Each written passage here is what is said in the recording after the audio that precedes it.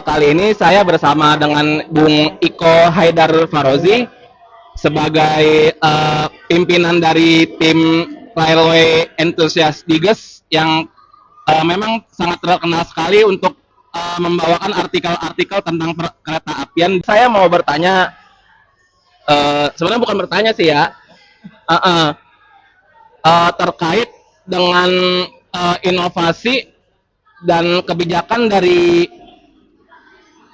PT KAI ataupun Dirjen Perkereta Apian.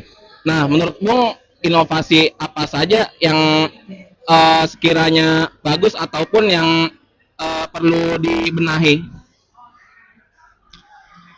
Nah, saat ini ya sebelumnya terima kasih kepada para penonton dan pembaca sekalian yang sudah mempercayai Enthusiast Digest atau Redigest sebagai media perkeretaapian Anda.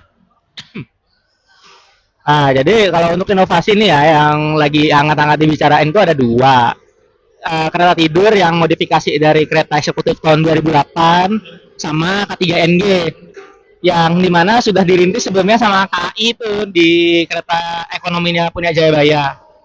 Jadi kalau menurut saya sih sebenarnya inovasi ini alangkah positif ya kalau dari segi secara umum dari kualitas, karena kan berarti kan untuk kereta tidur kan akhirnya bisa inilah mengembalikan adanya kereta tidur di layanan kereta api Indonesia. Saya yang proper lah, bukan yang saya yang nanggung. Mungkin orang-orang itu bilang nanggung macam luxury 1 ataupun apalagi luxury 2. Luxury 2 emang bukan kereta tidur sih.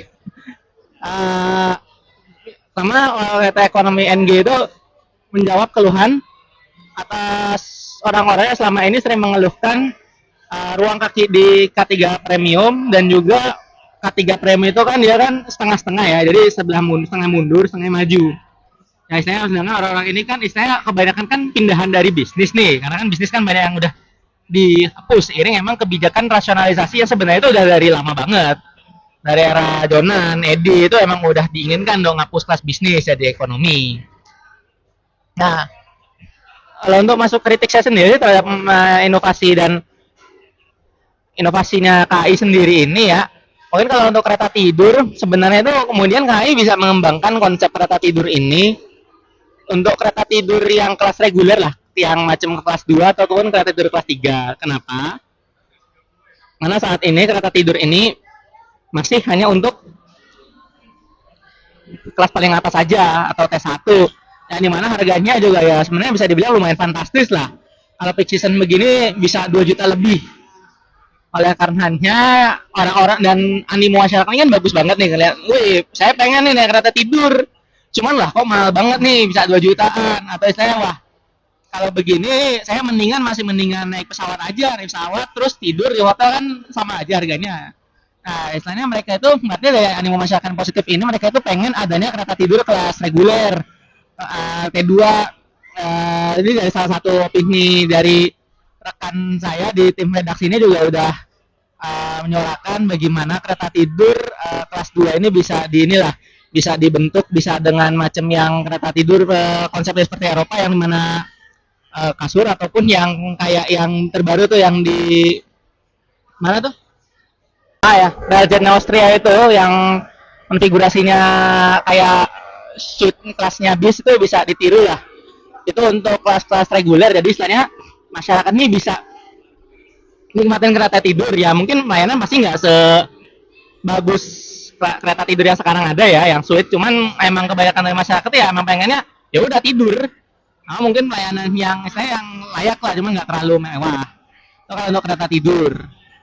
Sedangkan kalau untuk ekonomi NG sendiri sih ya sebenarnya sih juga terbentur sama penomboran sarana yang saatnya masih diatur Kemenhub ya. Dimana sebenarnya karena ekonomi NG ini udah peningkatan jauh banget, sebenarnya sih banyak orang yang berpendapat itu sudah seharusnya jadi kodenya emang K2, menggantikan kode K2 yang sama ini dihuni oleh kelas bisnis.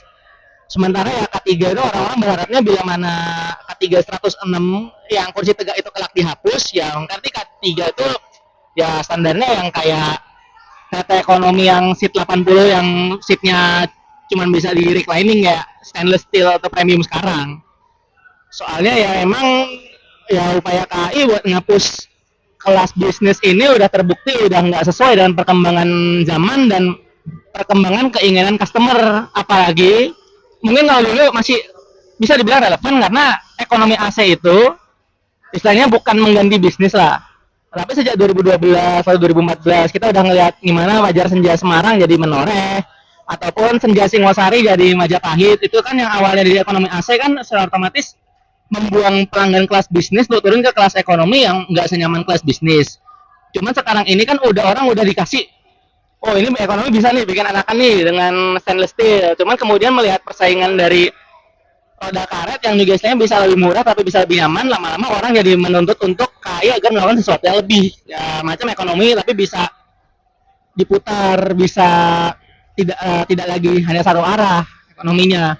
Maka kemudian dulu lahirnya ekonomi new generation. Cuma dengan melihat bagaimana ini berhasil bikin new generation ini bagus banget dari segi kualitas kursinya, ya wajar kemudian banyak yang berpendapat wah ini sudah saatnya nih new generation di K2 aja sekalian, dan saya pun juga setuju tentang hal itu karena memang kalau nggak begitu nggak ada pemisahan tuh K3 jadi beda banget tentangnya ya, dari K3 106 yang tegak yang kayak kita bisa ketemuin di lokalan atau komuter lain sekarang sampai dengan kereta ekonomi new gen itu semuanya K3 kodenya. Nah sama ya itu terkait kode juga harusnya ya misalnya ya sarana-sarana macam priority, luxury itu bisa dikasih kode spesial lah macam S atau Z gitu. Biar saya bisa membedakan oh ini sudah lebih dari K1 karena sekarang K1 kan juga mencakup mereka yang sehingga kemudian jadi kayak udah tidak mewakili dan sudah tidak sesuai dengan zaman intinya.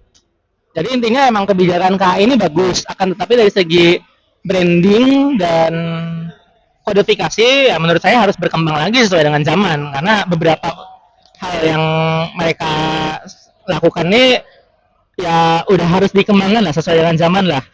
Itu bagus menurut saya sudah memenuhi kebutuhan konsumen, tapi masih banyak yang mereka bisa tingkatkan lagi. Itu saja sih dari saya jawabannya, sekian, terima kasih. Baik, terima kasih atas tanggapan dan kritiknya terhadap kebijakan terkait inovasi dan lainnya tentang perkereta apian. Terima kasih Bung Iko atas kesempatan wawancaranya.